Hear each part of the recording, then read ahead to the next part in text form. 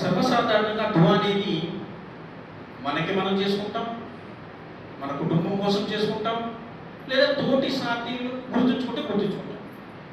కానీ తోటి విశ్వాసులు, సాథీలు వారి యొక్క మంచి చెడుల గురించి, వారి యొక్క రిస్క్ గురించి, ఉపాధి గురించి, వారి యొక్క బీమారీ గురించి, వీటి గురించి ఎవరైనా దువా చేస్తారా? కానీ అది ఎంత గొప్ప ఆచరణ అంటే ప్రవక్త ముహమ్మద్ సల్లల్లాహు అలైహి వసల్లం చెప్పిన హదీసులో దావతుల్ ముస్తజాబాతుల్ యకీన్, ఎవరైతే ఇతరుల కొరకు దువా చేస్తారో అల్లాహ్ సుబ్హానహు వ తఆలా వాళ్ళ యొక్క దువా అంగీకరిస్తాడు. ఇంకా వారితో పాటు దువా చేసిన వారి యొక్క దువా కూడా అంగీకరిస్తాడు. చూడండి సోదరులారా, ఉదాహరణకి మన యొక్క స్నేహితుడు కొంచెం దూరంలో ఉన్నాడు, అనారోగ్యంతో బాధపడుతున్నాడు. మనం దువా చేస్తాం, వల్ల అతనికి సహత్వం ప్రసాదించు, ఆరోగ్యం ప్రసాదించు, దువా చేస్తాం. ఇంకా అతనికి ఏ విషయాల్లో అయితే అలా రిస్క్ ప్రసాదించు, ఆహారాన్ని ప్రసాదించు, అతని కష్టాన్ని తోరించి, అతని యొక్క కుటుంబానికి నీ యొక్క ఇది ప్రసాదించు, దువా చేస్తాం కదండి. ఎన్ని విధాలుగా చేస్తాం. అల్లాహ్ సుబ్హానహు వ తఆలా అతనికి అల్హమ్దులిల్లాహ్ ప్రసాదిస్తాడు, దువా చేసిన వారికి కూడా ప్రసాదిస్తాడు. దేని గురించి దువా చేస్తే దాని గురించి. ఈ రోజులు అలాంటి వారు కాదు.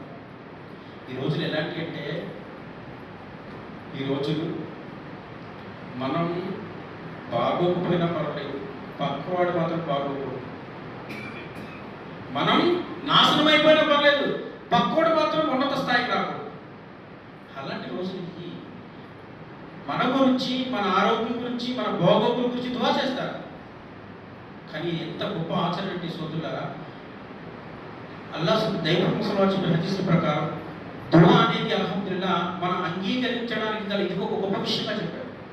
సహబాలు, పూర్వ సహబాలు, అబూ దర్దా రజియల్లాహు అన్హు వారైతే తన తోటి సహబాల గురించి సజ్దాలో సుమారు 70 మందిని గుర్తుంచుకునేవారట.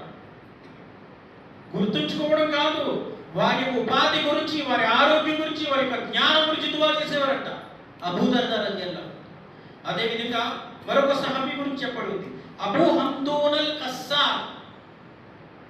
ఈయన కూడా ఒక సహాబీ. ఈయనైతే రాత్రి పడుకునేటప్పుడు ఒక డైరీ తీసేవాడు. ఆ డైరీలో 300 పేర్లు ఉండేయట. 300 పేర్లు. ఆ 300 మందిని కూడా ఆయన నోటితో ఉచ్చరించి వారి యొక్క ఉపాధి గురించి అల్లాహ్తో దువా చేసేవారు, ఆరోగ్యం గురించి దువా చేసేవారు, కష్టం గురించి దువా చేసేవారు. అప్పుడు నిద్రపోయేవాడు.